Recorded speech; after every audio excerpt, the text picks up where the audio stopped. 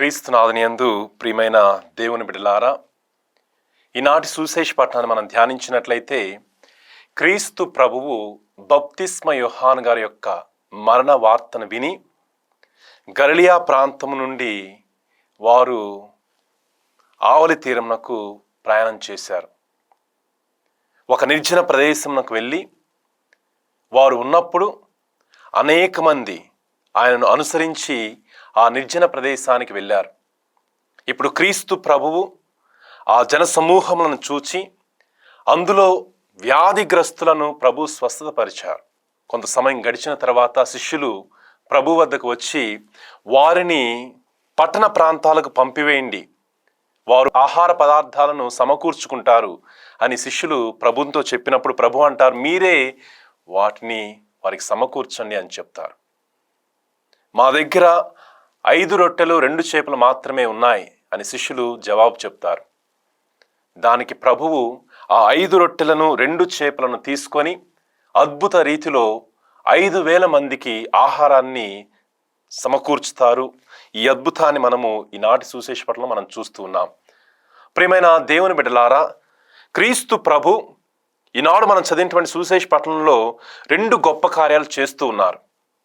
మొట్టమొదటిగా ఆ జన సమూహములో వ్యాధిగ్రస్తులను స్వస్థతపరుస్తూ ఉన్నారు. రెండవదిగా ఆహారము 5,000 మందికి సమకూర్చుతూ ఉన్నారు.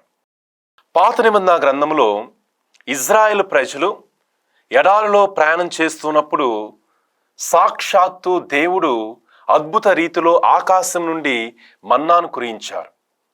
ఇజ్రాయేల్ ప్రజలు ఈ యొక్క సంఘటనను తరతరాలు చాలా చాలా గొప్పదిగా చెప్పుకునేటువంటి వారు.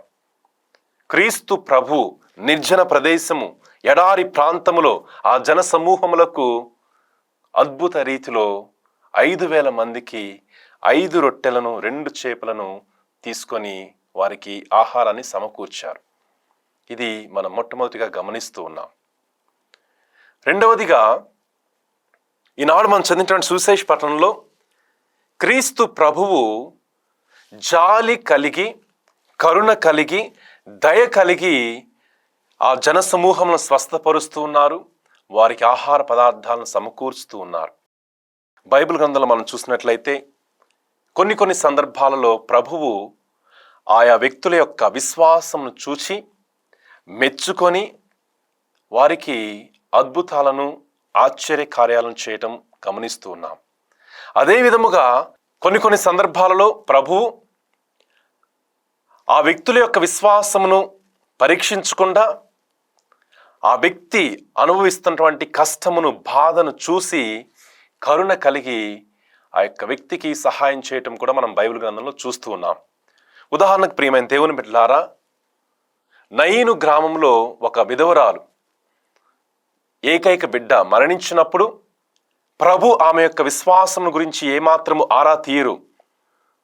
ఆయన ఆ యొక్క సంఘటన చూసినప్పుడు దయ కలిగి, కరుణ కలిగి ఆ మరణించినటువంటి వ్యక్తిని జీవంతో లేపుతారు. ప్రభువు అదేవిధంగా యోహాను సువార్త 5వ అధ్యాయంలో 38 సంవత్సరాలుగా వ్యాధిగ్రస్తుడై ఉన్నటువంటి వ్యక్తిని స్వస్థత పరుస్తాడు. ఆ సందర్భంలో కూడా ప్రభువు ఆ వ్యక్తి యొక్క విశ్వాసం గురించి ఎటువంటి ఆరాలు తీయరు. ప్రియమైన దేవుని బిడ్డలారా, అటువంటి ప్రభువును మనం ఈనాటి సువిశేష పట్టణంలో చూస్తూ ఉన్నాం. కరుణ కలిగినటువంటి ప్రభువు, దయ కలిగినటువంటి ప్రభువు, అటువంటి ప్రభువును మనం పొందుకున్నాం. కాబట్టి అటువంటి ప్రభు పట్ల మన విశ్వాసం ఉంచుతూ ఆ ప్రభు ఏ విధంగా అయితే మన పట్ల దయా కరుణ కలిగి జీవిస్తున్నారో అదే విధముగా మనము మన సోదరుల పట్ల దయా కనికరము కలిగి జీవించేటువంటి కృపను మనందరికీ కూడా దయచేయమని మనము ప్రార్థన చేసుకుందాం.